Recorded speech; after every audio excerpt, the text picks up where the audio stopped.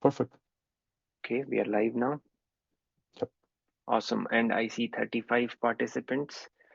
So are we ready to begin? Yeah, I think so. Mhm. Okay. Yeah, if you don't mind going to the next slide, please. Yep. Yeah, so I can start first. So just to level set, a task or a task definition is required to run Docker containers in Amazon ECS, while an ECS service, it's a managed collection of tasks. Now for the ECS Fargate launch type, I hope the participants here knows that the launch type can either be Fargate or EC2. And for the Fargate launch type in ECS, if I am deploying a service on an ECS cluster using Fargate, I focus on deploying my task or my service. I don't have to think about managing or scaling of the underlying EC2 hosts. Whereas with EC2 launch type, we have to think about managing resources at application or container or task level. And also, you need to think of the EC2 infrastructure. Now, majority of the context of this session is around deploying services to an ECS cluster that are EC2 backed and not Fargate. Right? Now, to begin with automatic scaling, it's the ability to increase or decrease the desired number of scalable resources automatically. So in ECS, we can either scale the tasks which are part of the service or the infrastructure where these tasks run. Now, Amazon Autoscaling leverages application um, autoscaling for service and task scaling. Right? And application autoscaling uses CloudWatch metrics as the source for scaling metric. Right? And it also uses CloudWatch alarms to set thresholds on when to scale your service in or out. Now, for infrastructure scaling, when running on EC2 launch type, Amazon ECS uses a feature called capacity providers. We'll elaborate on that in the later section and also in the lab. So capacity provider is used to manage the scaling of infrastructure for tasks in your ECS cluster. So each cluster can have one or more capacity provider, and optionally, a cluster can have a capacity provider strategy. Now, what does strategy do? A strategy determines how the tasks are spread across clusters capacity provider. So when you run a standalone task or when you create a service, you have an option to either use the cluster's default capacity provider strategy or a capacity provider strategy that overrides the default one. Uh, Now with EKS, you may need to install some add-ons for performing auto scaling with. However, with ECS, there's no need to install any additional software, which is nice from an auto scaling standpoint. Next slide, please. Yep.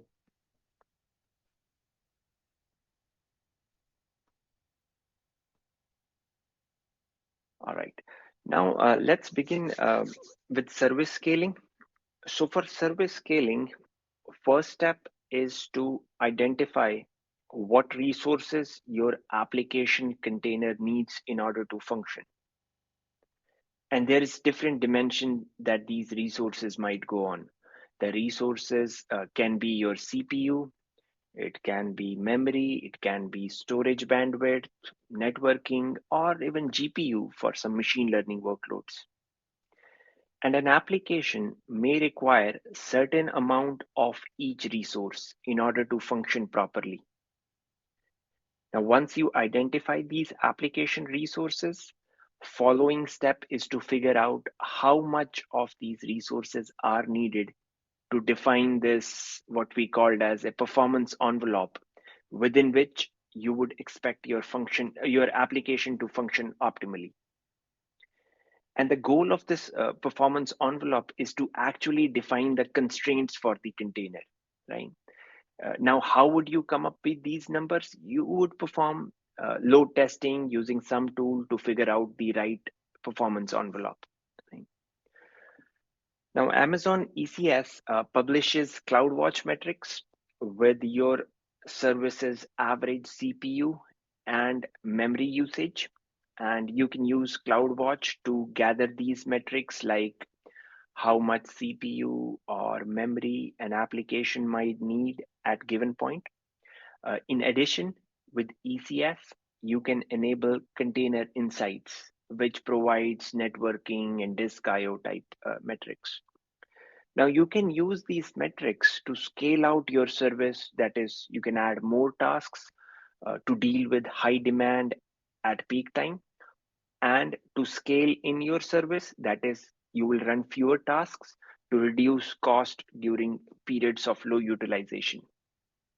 Now, when it comes to metrics, broadly speaking, they are classified either as system metrics or service metrics. Now, what are system metrics? As this slide calls out, they pertain to a generic metrics that are generally available from every service that is monitored.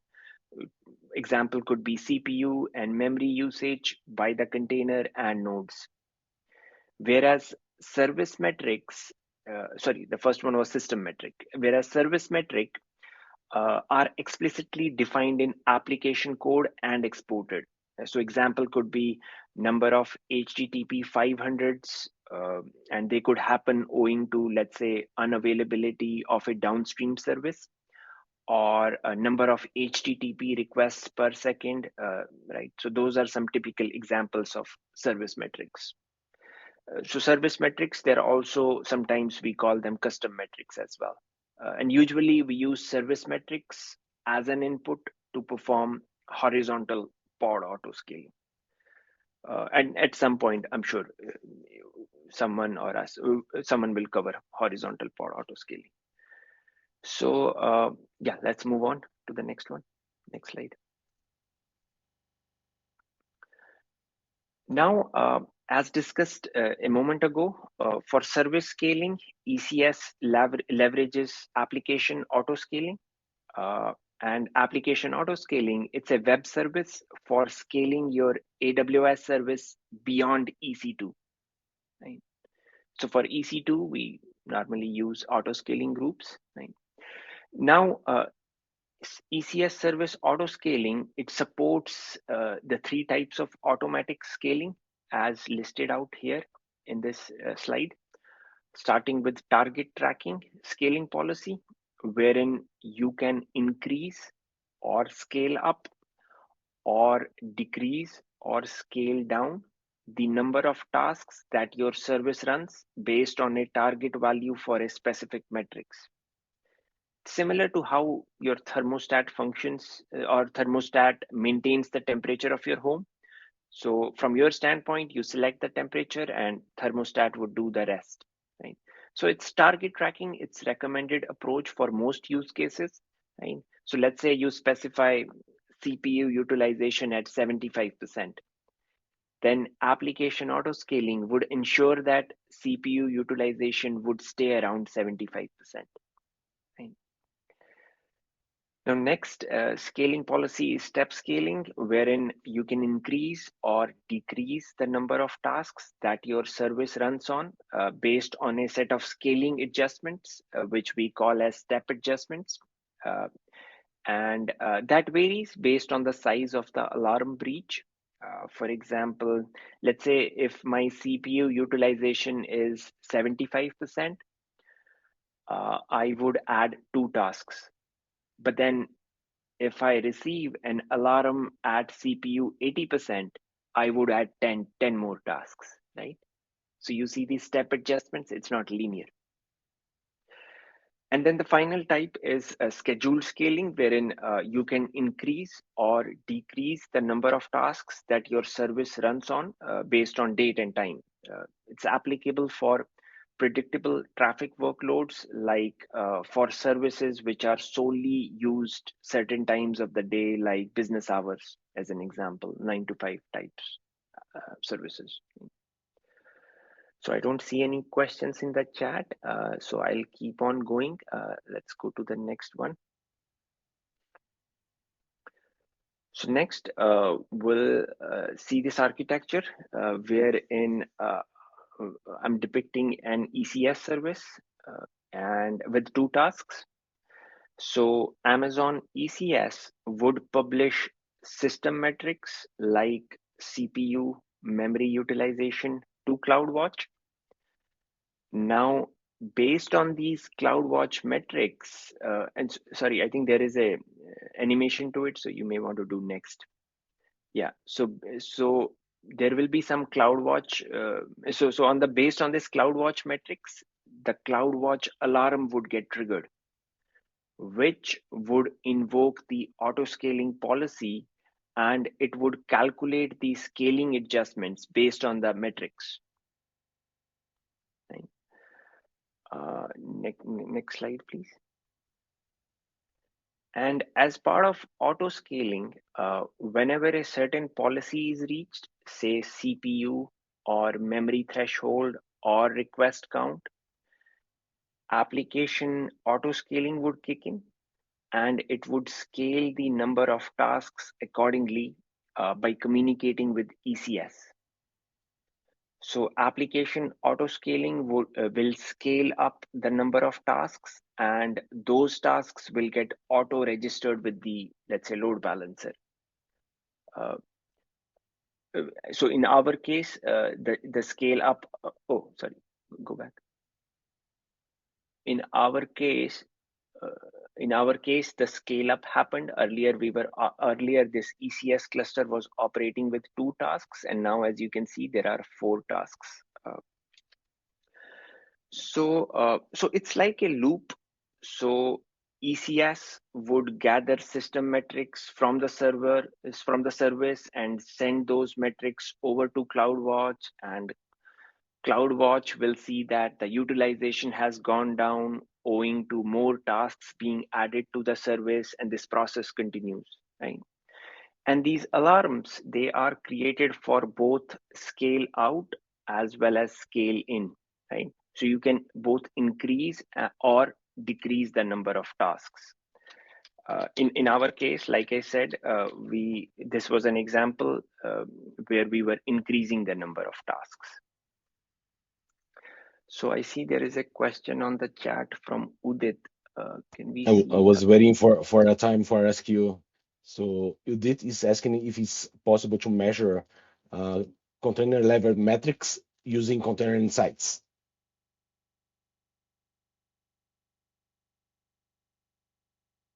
I see container level metrics using container insight.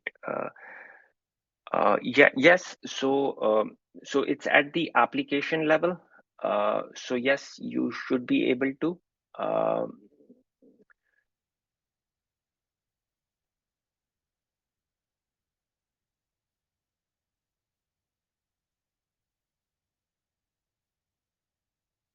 Like group by task metrics.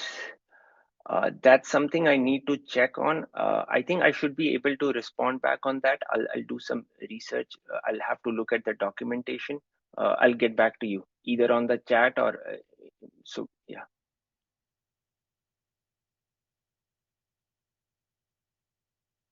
Okay, I see bunch of. Okay. Yes. Thank you.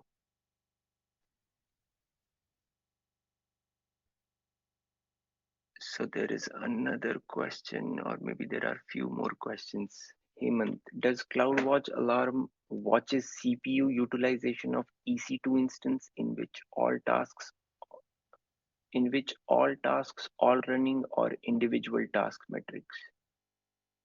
That's a very good question. So in the lab, we're going to see how you can trigger actions based on those metrics. So to answer your questions, one thing is are the metrics that you are taking at the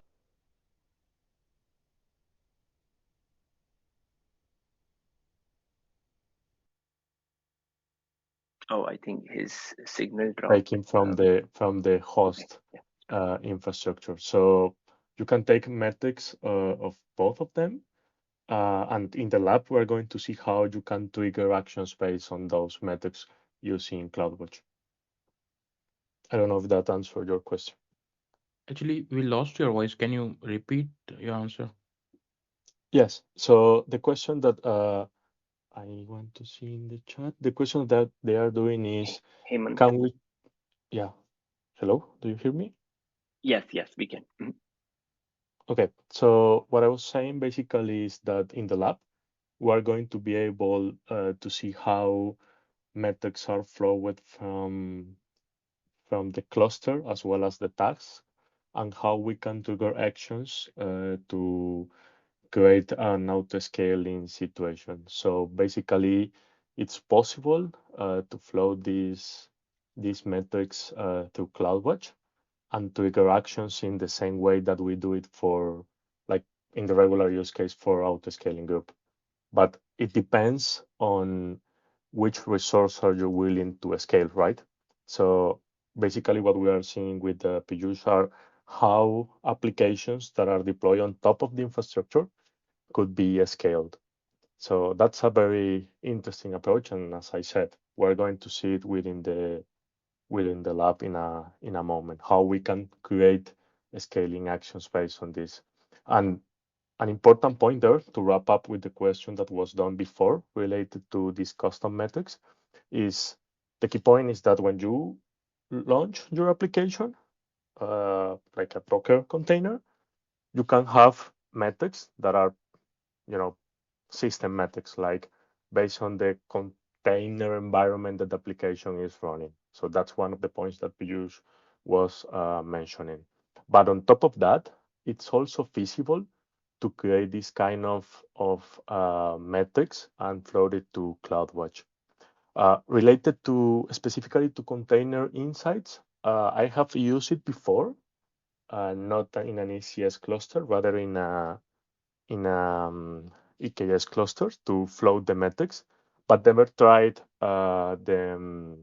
It was only for monitoring purposes, not for triggering like an action from CloudWatch. So we will check ParaView if there is some in the documentation related to trigger the action by itself. I don't know if that's answer the question that So, were done.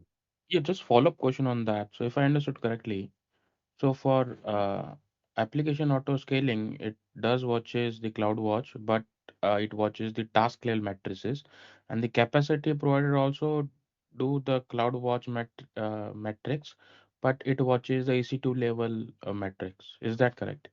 Exactly. We're going to see it in the lab because it could Yeah. be a little bit tricky to imagine it because they should be related. And of course, if you think from the Fargate perspective, there is one use case that is very popular and when which you don't need to manage the underlying infrastructure. It could be a little bit complex to see it. So that's why we are planning to show it via lab so everybody Uh, can yeah. relate it to it. And we Thank are you. also we haven't gone over the cluster level auto scaling, so some of that would be covered there as well prior to the lab. Also, I see there is a question from Doron. Is it possible to create custom alarms so that data points will not use the yes. So if so you can auto scale ECS tasks or ECS containers based on custom metrics if that's what you are asking. It could be, for instance, an SQS queue metrics. Depending upon the depth of the queue, you would scale the ECS cluster up or down. Right? You would add or remove tasks out of the cluster. Uh, I hope that answers your question, Doron. If so, yeah, can we get some feedback from you?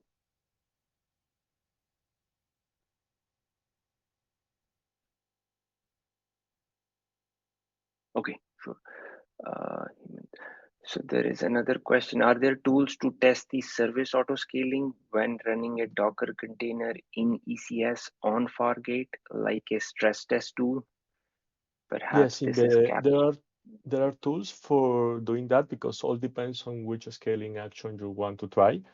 In this lab, we're going to use CH that is focused on creating HTTP request to test out the scaling. And I can recommend to you, maybe offline, one that I use for testing application containerized over Docker. So basically, I created a CPU fake load within the Docker, and I trigger the auto-scaling action for Fargate. So I can share offline with you one of those, and in the lab, we're going to simulate using HTTP request. The one is CH. I can get for you the name once we complete the lab. Yeah. Also, there are few other tools, Apache Bench. Hey, the idea is they're sending HTTP requests to your endpoint, and then you can customize how many concurrent requests you want to send out, or how many requests overall over a certain period of time, right? Um, so that's one way to approach service testing or load testing, right? Stress testing or load testing. But the other way is maybe, if you think holistically, other approach could be you could simulate the real user agent with your system, right? So you could simulate how a real user uses your system. So for instance, they could sign up, they could sign in, they might be creating some entities or resources in your system, they might be deleting things. So they might be making some real world API calls that changes data, that makes calls to the database. So it's not, you can't truly load test the system using plain HTTP requests to a web server, right? So there are a host of other tools which would come into picture, or which would help you simulate the real user agent type interaction.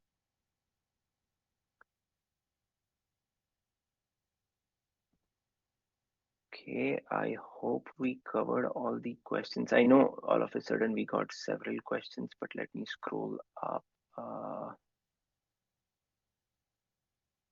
Yeah, or for now we can proceed, and then yeah, we'll be taking a look at these questions during this session. Okay, so let's go on. I think we covered it.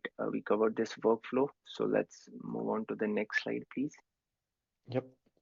The service metrics. Now, compared to the system metrics, in case of service metrics, there is a slight difference in the way metrics are captured. So you can either instrument your application to capture service metrics and send them to, let's say, CloudWatch using CloudWatch APIs. Alternatively, you can deploy CloudWatch agent for Prometheus, as you can see in this architecture. And what that CloudWatch agent for Prometheus would do is it would scrape service metrics and send them to CloudWatch using performance log events. Now, Prometheus, as some of you may know, it's an open source monitoring solution that collects metrics data and stores that data in a time series database. And metrics collection with Prometheus relies on a pull model, meaning that Prometheus is responsible for getting metrics, or what we call as scraping, from the service that it monitors. Right. Uh, let's okay. So now, similar to the system metrics workflow, ECS service autoscaling, as you can see in this architecture, creates the workflow is similar, right? It creates the CloudWatch alarms based on scaling policies, and application auto scaling would then scale out or scale in the number of tasks. So in this architecture, application auto scaling scaled out and added 2 additional tasks onto the ECS cluster. Okay, there is a question. Do we know how much resources CloudWatch agent consumes? That's Okay, an that's a interesting fair question. question. So that depends on Yeah. the monitor, like the agent tool that you use to monitor in the platform itself. But what is, so it depends. But what is a fact is that when you scale and operate at a scale with this kind of infrastructures, This is going to cause that every time that you launch a container, or in Kubernetes example could be a pod, or in ECS as a task, you have your application itself, but you also need to save an space of resources from your underlying host infrastructure to configure and provision these agent systems. So that's basically when you have push metrics from the application at the application level. So of course, when you operate at a scale and you start investing a lot of your resources from the host infrastructure to build these agents and monitor your applications. So uh, I don't know if the answer is recommended approach, but definitely from the resource optimization side, using a pool metric strategy like Prometheus that is going to run through all the applications and instances that you're willing to monitor could be more efficient because you deploy once your infrastructure to pull the data instead of deploying several times the agent to monitor it to monitor it, the application or the host instance. I don't know if that answered the question. Just for clarifying to myself, so what you are saying is that you recommend to have a task slash a pod that is dedicated for transmitting metrics from the other tasks slash pods to CloudWatch. Did I get it right? That exactly. That's more efficient from that deploying multiple agents per Mm-hmm. task to push the metrics. And in fact, if you see this architecture, that's what is happening, right? So you have Mm-hmm. the service A that has all the tasks to handle the workload itself. But on top of that, you create a different task that is going to be related to Prometheus, and that task is going to pull the metrics, could be system metrics or service metrics, from the workload itself and would push it to CloudWatch. So it's exactly what you have in the architecture. Okay, thank you. And another question that relates to that. So if we're thinking about multi-AZ architecture, we're talking about data transfer costs. So can you share a little bit light on what is the message for customers that are asking us what's gonna be the cost? Oh, I will need to double check that part because I am not entirely sure of how would be the approach there. But Mm-hmm. yeah, I will get back at you with that. Okay, thank you. Yeah, Thanks. one thing I would add is, as we may be aware, when it comes to managed container orchestration like ECS, the customers don't get charged, right? So they are only charged for the underlying compute, whether it's EC2 or Fargate. Now I know what you are asking about, the data transfer cost. And see, your workload, I mean, we're not depicting the entire workload here. There may be some repositories for storing images like ECR, and so there may be bunch of data transfer cost. So depending upon your workload, I think we should refer to AWS documentation, uh, and then figure out where all data transfer cost would come in play. But as far as using ECS goes, there's no extra cost. Yeah. So just making sure we don't mix the two. Yeah.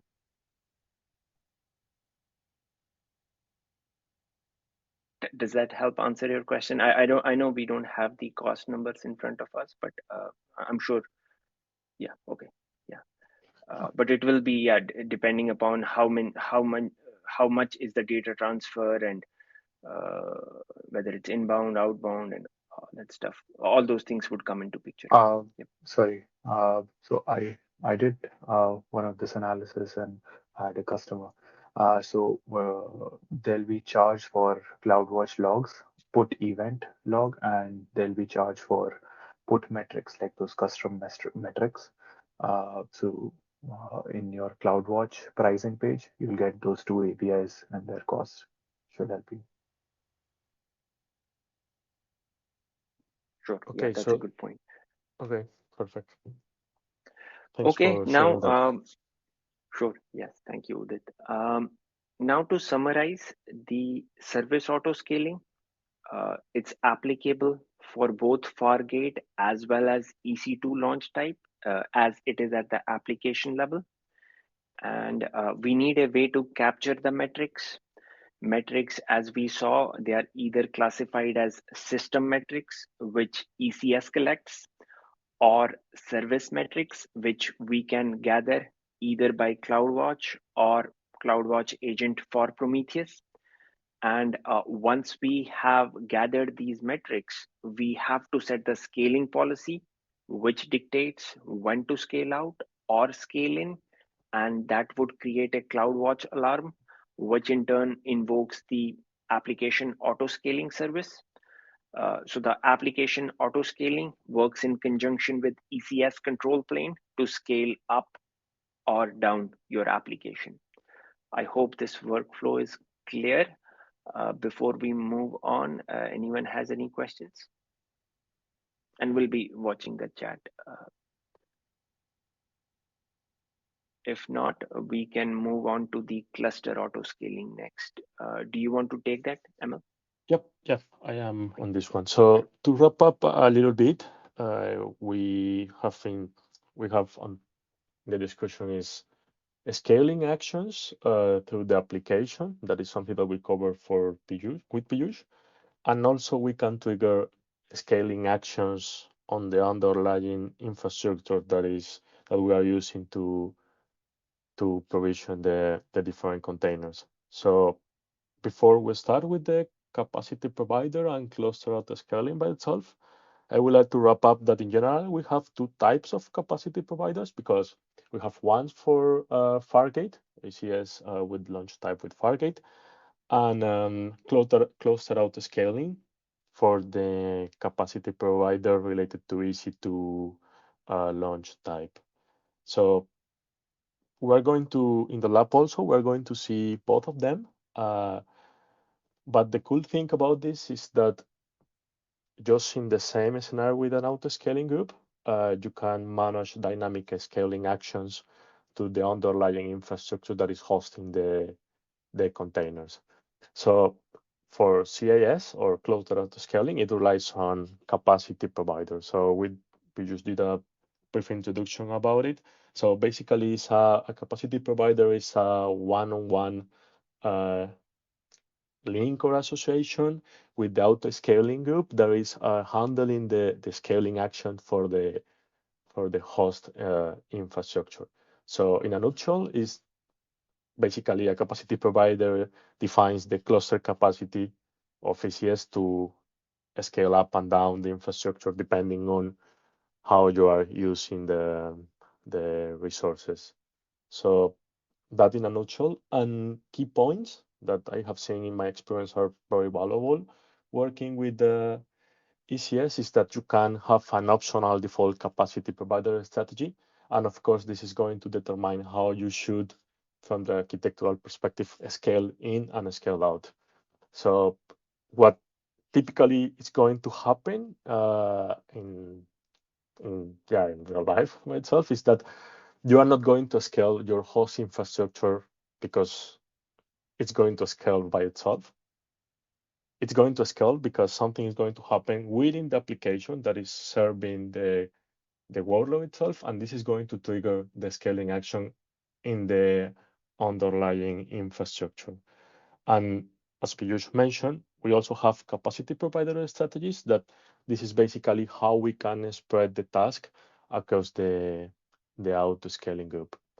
So I would like to know if there is any questions about that so far, because I am not seeing the the chime. So if you have any questions, just interrupt me, please.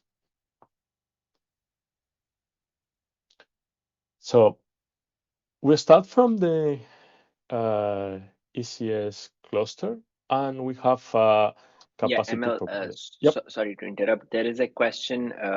Felipe is asking, can a cluster have multiple capacity providers? I think you will cover that in the deck, but I'll let you answer. Yep.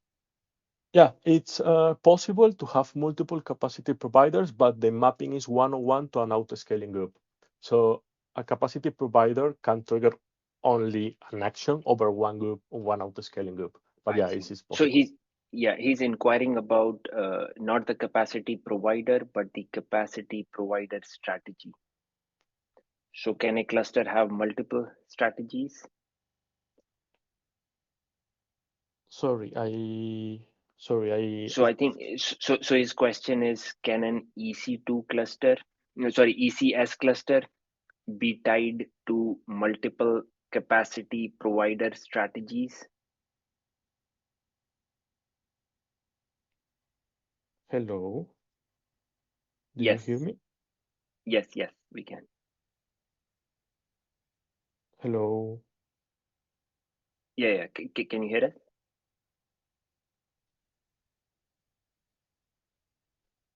Are you able to hear us?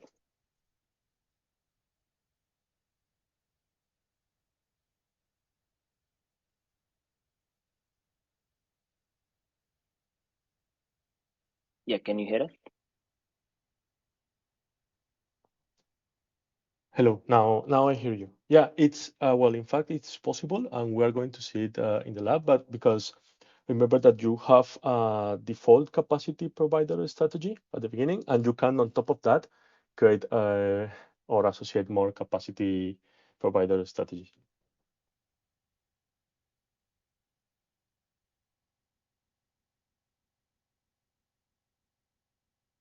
Sure. Yeah, let's move on. Yeah, those were all the questions. Thank you. Perfect. Now you hear me, okay? Sorry, Yes, we I can. couldn't Mhm. hear you Yeah. for a moment.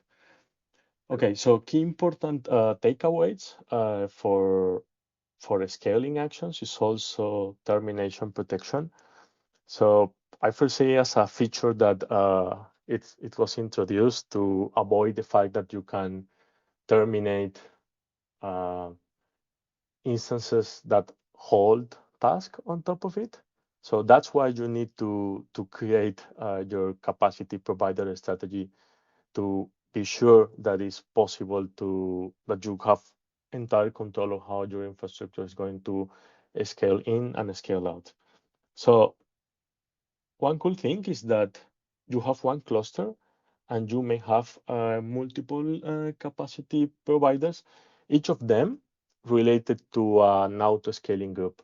So this is actually very nice because you can have different levels of granularity when you trigger scaling actions.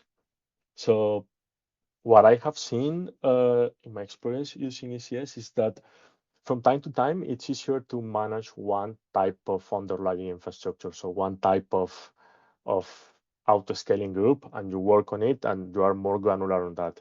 But it's also possible that in different scenarios that you may need to separate how your scaling strategy is going to work depending on the workloads that you are implementing. So this kind of approach, it's most likely focused on EC2 launch type. When you work with Fargate, it's not that common because AWS is managing the underlying infrastructure. But this gives you a good level of granularity when you are willing, to mix different type of auto scaling groups, and you can also define a strategy on how you are going to scale them depending on the task that you are going to deploy on top of it. So this is the question that I think I heard a moment ago. So basically, you define your capacity provider strategy. So this includes one or more capacity providers, and you can wait on it then to define how you are going to scale the task on top of it. So one important point is that, and that's something that I also learned in the hard way, is that managing the multiple capacity providers on top of the strategy could be a little bit challenging because you need to be aware of how you are going to weight each of those. So in this example, let's say that we are going to place 3 tasks on top of the first capacity provider. And okay, this is going to control the auto scaling group by itself, but you still need to be aware how you are going to weight and it. So this kind of mismatch of how you weight the different tasks on top of the infrastructure could be a little bit I mean, it's an opportunity to have more granular control of it, but could also, imply that you will need to spend more time to manage this kind of scaling strategies. If you don't have, if the default capacity provider strategy doesn't meet your capacity requirements, you can work with the capacity provider strategy, customize by yourself, and use it for your cluster. So I hope that that part is, as a takeaway, I hope that that part is clear, because even if we're going to see it in the lab for the capacity provider strategy, in general, that's also one of the reasons why customer would say, okay, I prefer to focus on the task by itself and use Fargate on top of that. So how, taking that into account, how it works, the cluster autoscaling. So we saw a little bit of this when we were discussing about how the metrics are flowed to CloudWatch. So basically, we start with one metric that is a metric that we already have in CloudWatch, that is the capacity provider reservation. So this is how the cluster autoscaling see itself in terms of having enough resources to handle the task that needs to be placed. So basically, it starts with the value 100. So the ones that need to be deployed depends on the scaling action by itself that we're triggering within the task. And the end number, I mean, the ones that we are going to see as the knowns, are the ones that are already deployed. So there is an interesting blog that discusses this, but basically what we are doing is, or the algorithm is doing, is let us know to the autoscaling group if we really need more capacity depending on which task are we're going to allocate under the host infrastructure.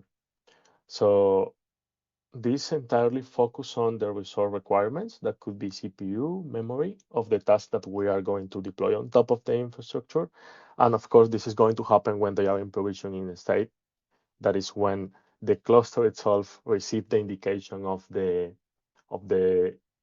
needing more task and needing more resources to place the workload on top of it.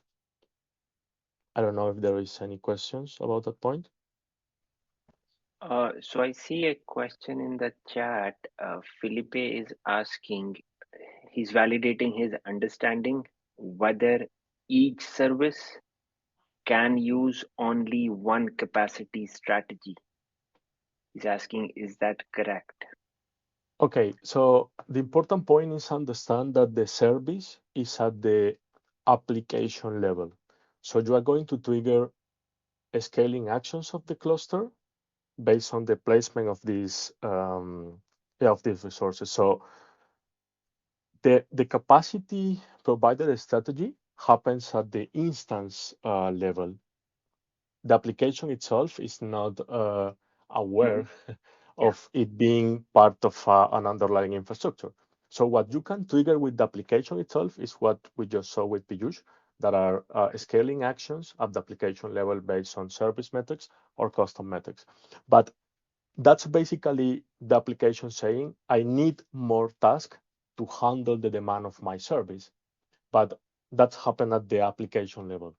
The capacity provider is at the host level. So that's why this slide is very important, because when the tasks are in provisioning state, is basically when this communication occurs within ECS. So it's the capacity provider at the level of the host infrastructure, not at the application level. They are different. I don't know if that was clear for everybody. Um, can you elaborate a little more into it? I understand that you said that the capacity provider is defined at the host level, but it Mhm. also, the slide says, on the instance level. Now, one host can have multiple instances. Yeah. Can No, you? okay, perfect. I got your question. So the capacity provider occurs at the host level. This basically means that if you are using EC2 launch type for ECS, it refers to the EC2 instances that are part of the ECS cluster. That part is covered. So are we clear up to that point? Yeah. Good. So let's say that you have an increase of number of tasks. That basically means that users are working a lot with your application and you need more tasks to handle the demand. That's at the application level. Yeah. Is that correct? Good. Yeah. So how the scaling action is going to happen? That basically means that the task that is at the application level, you are collecting these metrics and you said, I'm going to scale my number of tasks. That's still at the application level. So you can do Right. it using service metrics or custom metrics. That's what we saw in the first part of the presentation with Piyush, correct? So Yeah. what's going to happen? The cluster autoscaling that is at the host level. So it's at the EC2 instance level, basically, is going to calculate that the number of instances that you have deployed right now in your autoscaling group is enough or not to handle this number of tasks. But remember that the task is at the application level. Yeah. So what is happening there is that the cluster autoscaling is going to calculate if with the amount of EC2 instances that you have deployed right now is enough to handle all the tasks that are required by the application. So we Okay. typically, yeah, please. Got you. Okay. Thank you. Perfect. Perfect. So I know that this could be a little bit difficult to see from time to time, especially if you are used to work with Fargate, because uh, AWS handle all the host infrastructure scaling, but we can also see it within the labs. So this is a good example that we were discussing. So we have 3 EC2 instances. All of them are M5.x large, and we have tasks deployed on top of it. So in this example, we have uh, 7 tasks. So far, each instance is good for 3 tasks. So there are no tasks in provision state. This is important because this is when the cluster autoscaling realize that the application needs more tasks to handle the demand. So at this point we have 3 that remember that we have 3 over 3, that's 1 per 100% is 100. So this is you can call it an unstable state. So what's going to happen? So let's say that now we need 10 tasks. So this is the example that you just asked. So these 10 tasks need to be deployed within the EC2 instances that are part of the ECS cluster. So in this example, this extra task is going to be in provisioning state because it needs to be provisioned, but you don't have EC2 instances that are going to be the host of that task. So the cluster autoscaling is going to estimate that you now need 4 instances. You need 1 extra EC2 instance to handle the demand. That basically means that if you need 4 and you have 3, that is the non-state, you are over 100. So if you are over 100, that basically means, okay, I need 1 extra instance to handle the increase of the tasks. And this is what basically is going to kick in the process of creating an additional EC2 instance to handle the task that was previously in provision state. So one important point of this is that the scaling action at the task level occurs first, and that's what's going to trigger the scaling action at the EC2 instance level. So I don't know if that was clear.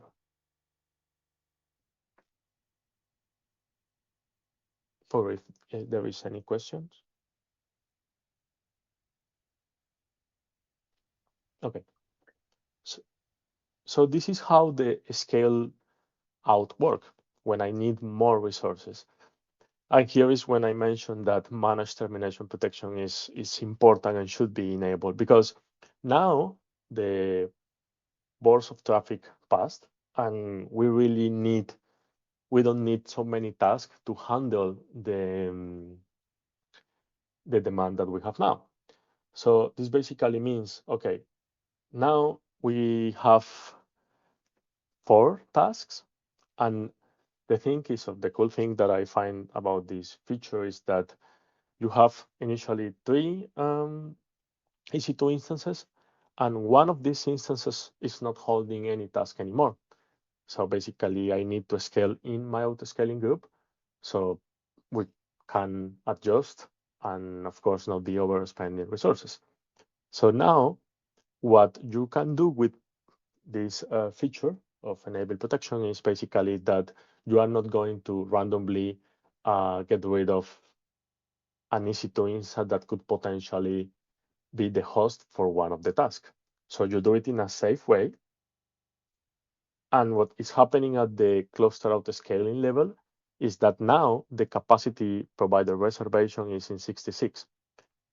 That's because the amount of instances that you have provision at that moment is higher to the amount of instances that you really need. So he's going to try to go again to 100, and he's going to achieve this um, doing the scaling in action over the auto scaling group. And the countdown goes again from 2/2. Uh, that means 1/100. So I don't know if that part was clear.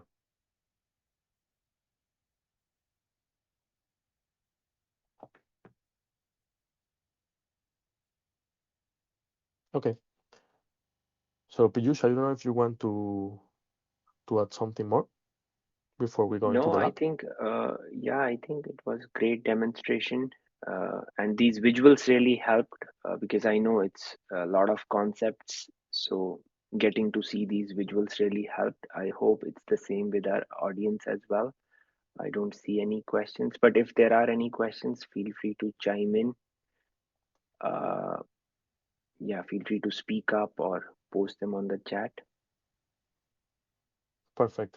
So one additional link is that deep dive in ECS cluster auto scaling.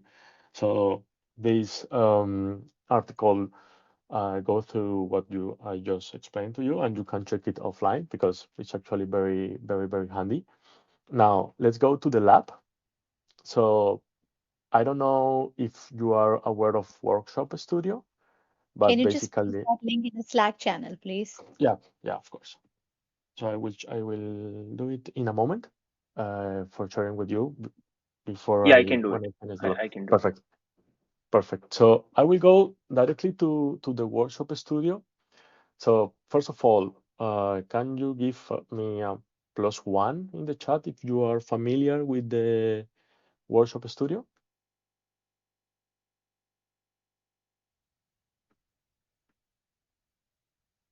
Yeah, I see several ones. Good, perfect. So basically, this Workshop Studio is the one that I use to demonstrate these auto scaling actions. So I use this workshop is one of my favorites. It's about cats and dogs. So I won't go through all the lab because it could be a little bit long, and I think you can do it offline. Uh, but basically, here what we are building is this in general. Like that's what the whole lab is about. So I am going to focus on the auto scaling section of the lab. And in case that you need any help or you have any questions, if you decide to do the lab after the session or you are going to use it for one of your customers, we can go through it. You can try me or Piyush. Uh, Yeah. and basically, what we are going to do in this demo is see how we can create these scaling actions. Okay.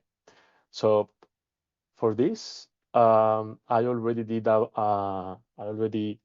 performed the task about it, and basically this is a website that you can check if you love cats or you love dogs. Yeah. But by So, the way, sorry to yep, chime in. So the link for the workshop, I've posted it on the chain. So let's make sure everyone has access to it. Yeah, go ahead. Sorry, Emma. Perfect. So cool stuff about this is that I created all the infrastructure, all the tasks and services, and this is what we just saw. So to wrap up, one of the questions that you made to me is how we can trigger these scaling actions. So I already configured all of this. I can go through the through the ECS tab, and I can show you. But one of the things that you ask about how we can create this service load is using this tool called Siege. So basically, this one, what it's doing is create request, HTTP request to this application, and that's going to trigger the scaling action. So a key takeaway here is that on one hand, I have the service auto scale action. So this is what we use uh, showing the presentation. So scaling the application by itself. And the second part is how you can trigger the scaling action at the host level. That is the EC2 auto scaling group. So how I did this part for, oops, it stopped me from my sync. So let me log in again so I can show you. So basically how I did this, I was using the tool as it was recommended in the lab. So I use Cloud9 as IDE, but you can also do it from your private environment because the URL by itself is public. So I didn't put any much effort on that part because it's for demo purposes. So basically I run the test here and force the infrastructure to scale. I will do it again so we can see it. So this is the balancer, and this is me creating the actions over the request. So what is happening in the diagram is that the requests are going through the demo, the elastic load balancer, and is going to trigger the scaling actions in the ECS cluster. So that's one of the cool things that you can do with this kind of load test applications. And what is happening behind the scenes? So let me go to CloudWatch. Can you zoom in your screen a little bit? Yeah. So let me do some here. Better now? Yeah, thank you. You're very welcome. So I am going to go to demo go-to. That is the name of my ECS cluster for this demo. And that's what I wanted to show you, right? So I have the target tracking. That is what Piyush mentioned. So I am tracking a metric, and this is a concept that is on top of um, cluster auto-scaling or at the application auto-scaling. So I have the two of them. One is focused at the instance level, and the other one is at the container level. So this is what we just discussed, right? This service level scaling actions. I am going to move here a little bit. Okay. So basically, now he's saying, I am okay. We're going to see how it increase. And this one was a test that I did before the presentation, just to be sure that it was working properly. And what is going to happen is that I am requesting, I am accessing to the website, and this is going to cause that the application itself needs more tasks to handle the demand. That's basically what is happening in a nutshell. So once this happens, this is when the tasks are going to be in provisioning state, and this is what is going to trigger the action over the underlying infrastructure. So it's not that it's going to scale by itself. I need to cause a reason for the system to need more resources. And a cool thing that I find about this lab is that I am using network traffic at the level service. And one question that I think in the chat Doron made, and that Eres replied. So thanks a lot, Eres, for sharing the info. And Doron, here is a point, right? So here, this is a custom value of it. So basically, I'm using 37.5K for traffic to generate or to make our CloudWatch that something is happening. So that's a cool thing about the granularity that you can use in your monitor systems to trigger the scaling actions. And these kind of things are very important when you go to a production environment, because most of customers would be interested in their custom metrics and how they can trigger actions based on that, because not all systems are going to scale in the same way or using the same resources. So cool thing about this is that there is an action enabled, and the action itself is let's scale the container. So let me see, I should be in alarm state. Okay, now this is increasing. Let me see, it's going, okay. So at some point you are going to see that this scaling action itself is going to request more task over the cluster. So let me go now here. Well, now this one is alarm, and tracking service should be this. Yeah. So now let me do a zoom for you to see better. So now I am surpassing the threshold that I had, right? So this is what I generated with the data, and something should happen behind the scenes.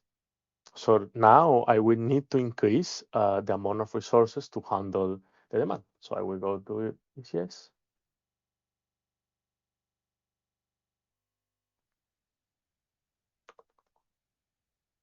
So these are the services that I have created for the lab.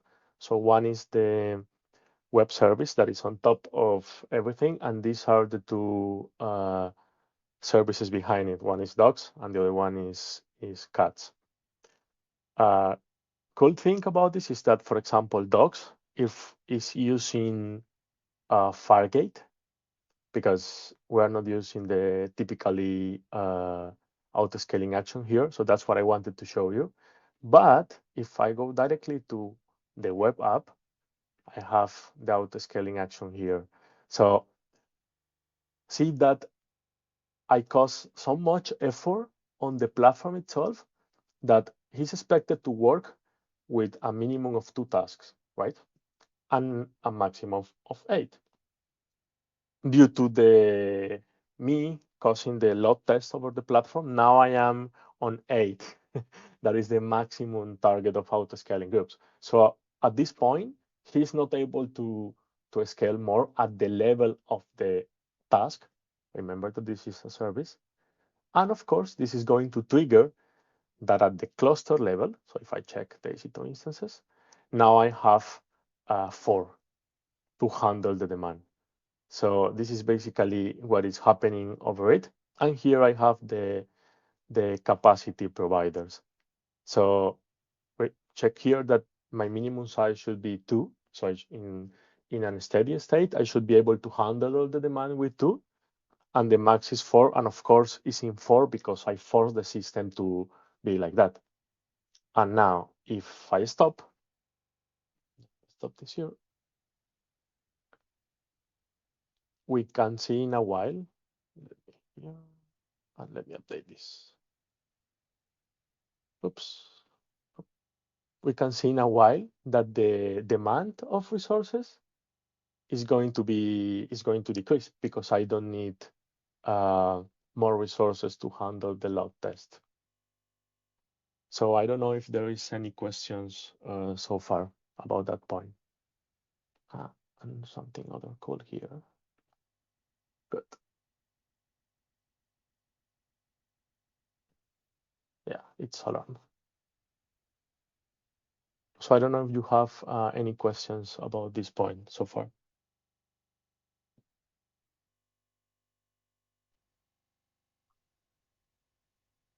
Let me see the chat. Yeah, there's no question. Now, one small thing I would say on the left-hand side top, if you see, there is a toggle which says new ECS experience. Now, in Ah, yeah, case, yeah, I think it's worthwhile to mention, in yeah. case you turn that on, it changes dramatically. Well, not dramatically, but there are some nuances, right? Things would look different. You might see different options.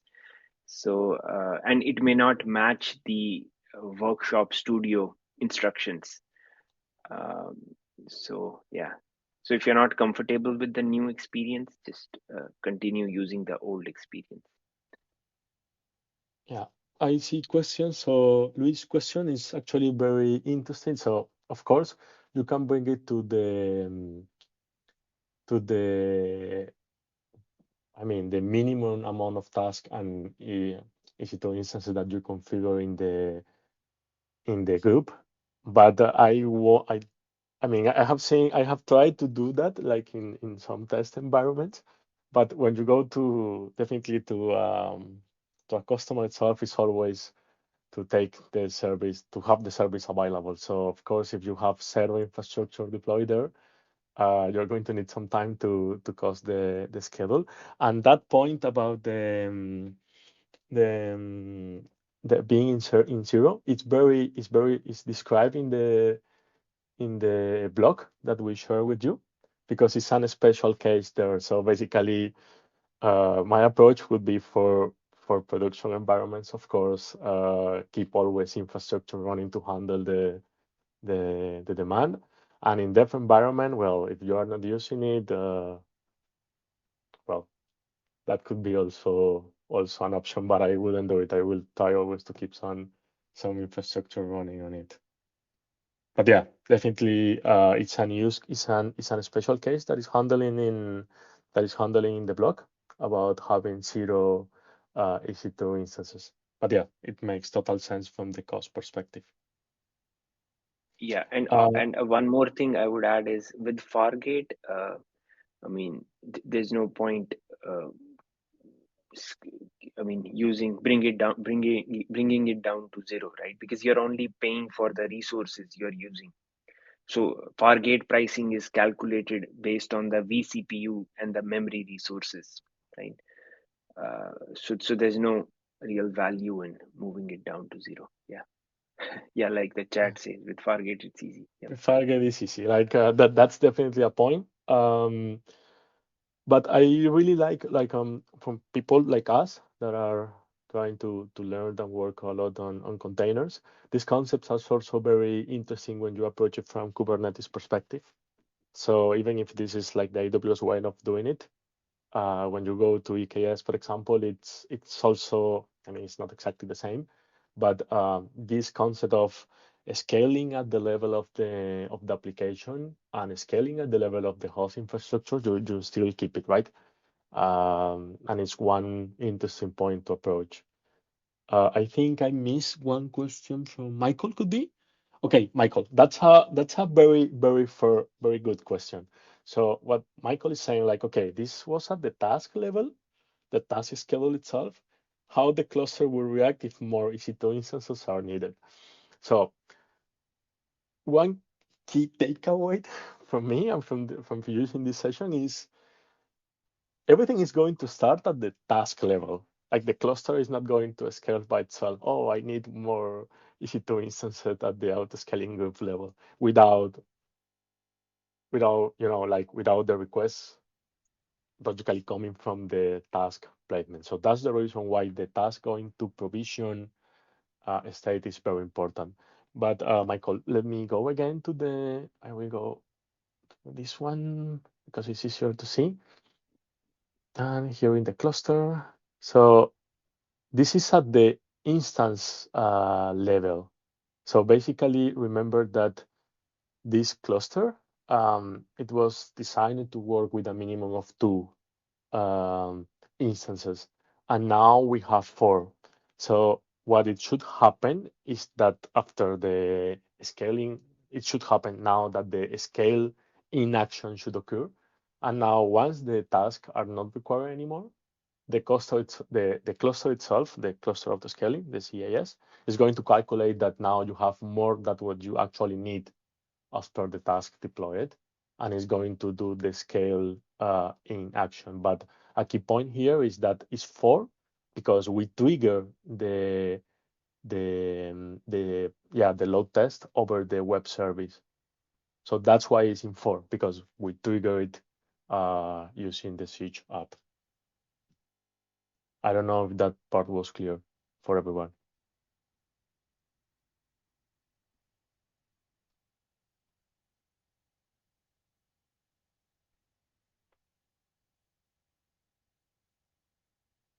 Another thing, if you are willing to do this, well, this is how it looks. So this one is the cats, and this one is the dogs.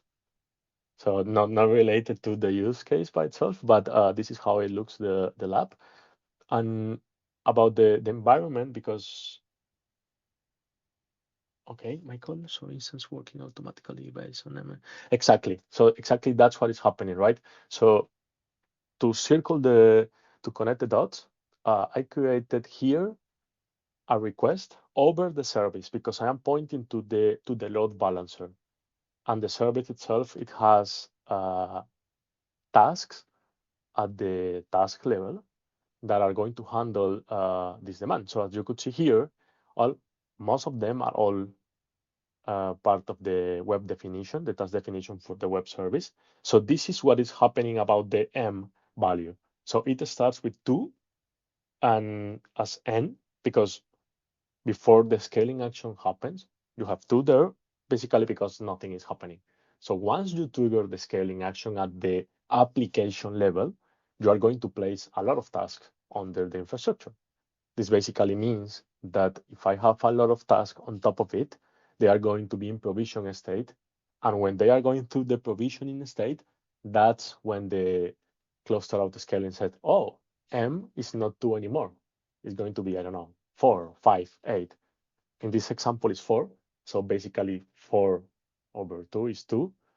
Or 100 is going to be 200. So basically that's when it says, okay, now I need to increase the amount of EC2 instances to handle the demand. And that's what I show in the deck.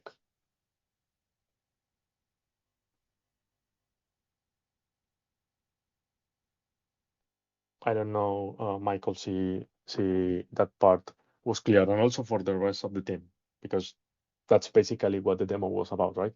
To show how it's done.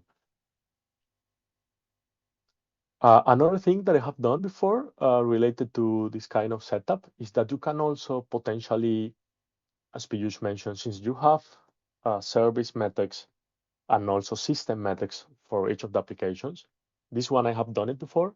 You can, for example, trigger actions based in CPU, for example.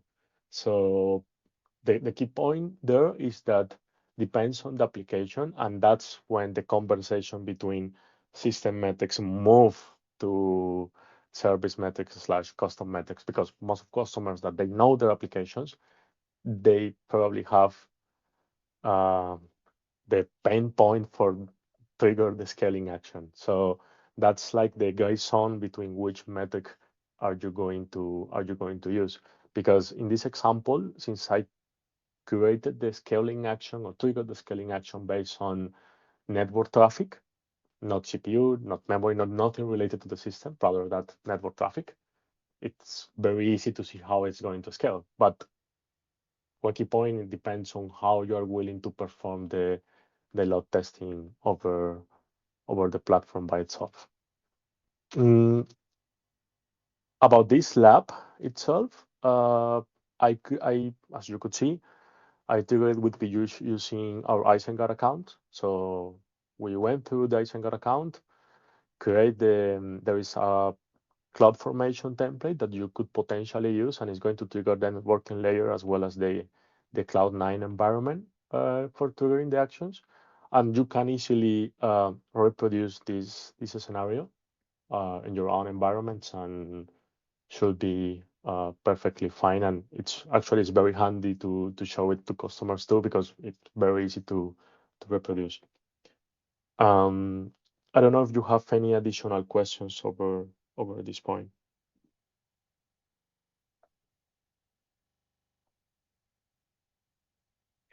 Also, I see some folks are like hopping in and out. I think before we leave this session, we still have some time to go. We would highly appreciate if you can fill out a survey. It will hardly take you like a couple of seconds, maybe like 30 seconds. I'll post the link in the chat. So whenever you can, uh, I know, I mean, as we all know, Chime is kind of ephemeral. The moment we step out, the chat history goes away. So maybe let's take a break. Let's take 1 minute break, and if everyone can fill this survey in the meantime, uh, and if anyone else has any questions, feel free to throw them in the chat or speak up, either or, whatever works. Is there more theory to come, or what is the plan for the rest of the session? So we are done with all the theories. I think the lab has opened up. So in case you want to try out this workshop studio that ML was showing, feel free Yeah. to try that out during the remaining time. And if there are questions, we'll be happy to answer those questions. Um, or you Okay, are got it. always welcome to. I mean, since all of us are internal employees, we can always try this workshop at a later point, and yeah, we'll offer ourselves as a resource at a later point as well, Oh, if great. required. And but we can use the Isengard accounts for this one or not? I did it Yes. using the with Yes. Piyush using the Isengard account, as you could see here, because what is, I mean, you can also run it using Event Engine. That's also feasible. But for this one in particular, your Asana account will be more than enough. Um, only be aware that creating the environment, all the documentation is related to the previous experience of ECS, not the new one. So it could be a little bit tricky when you do it, and that's the reason why we also letting the space for you to try it with us while we are here in the lab. But yeah, with Okay. Isengard will be fine. Oh, okay. Thank you. You're very welcome.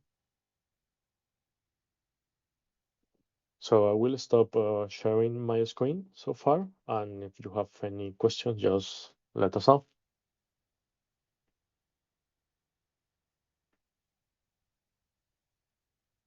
Yeah, and thank you for all the survey responses. We've received several.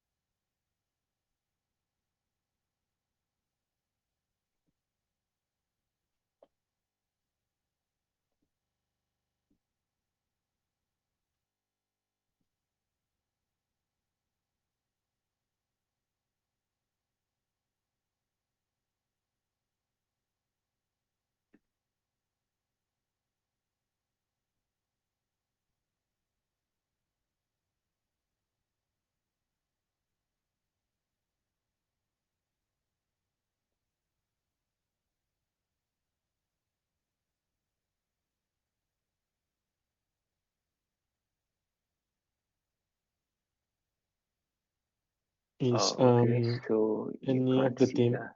off? That's odd.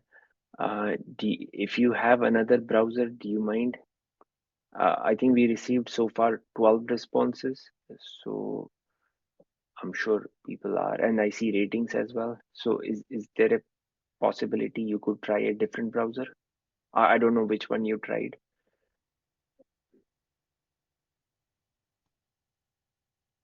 Yeah, I don't know if EventBox works on some specific browser.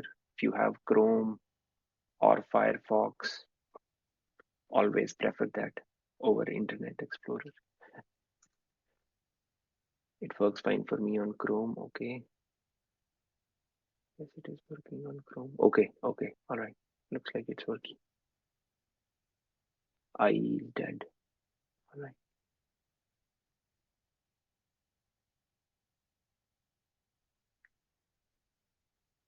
Okay, yeah, I see folks are dropping out ML, but I hope some of you are trying out the lab during the remaining time. Yes, yes, indeed. So I would say that with this we cover the session. We still have maybe 30 minutes with Piyush. We're going to be available just in case that you want to check something on the labs.